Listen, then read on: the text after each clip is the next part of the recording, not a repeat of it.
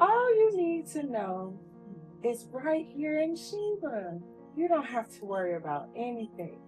We have merchants that come and go and bring us all the knowledge of the world.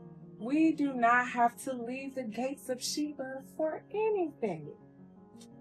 I think perhaps it has something to do with those correspondences you've been sending and receiving from the great King of Israel.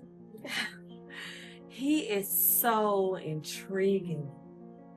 I was recently told about a judgment between two harlots who both lived in the same house and they both had a child.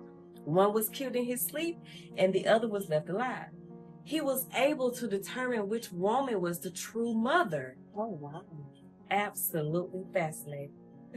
Just can't stop thinking about it. You know, he's probably some dorky, goofy, pimple little man who stands about 5 feet high.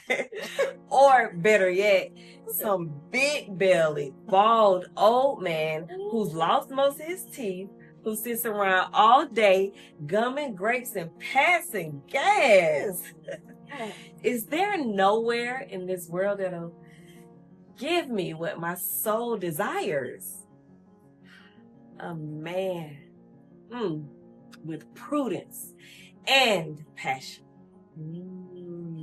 Live on stage, November 8th, 2025.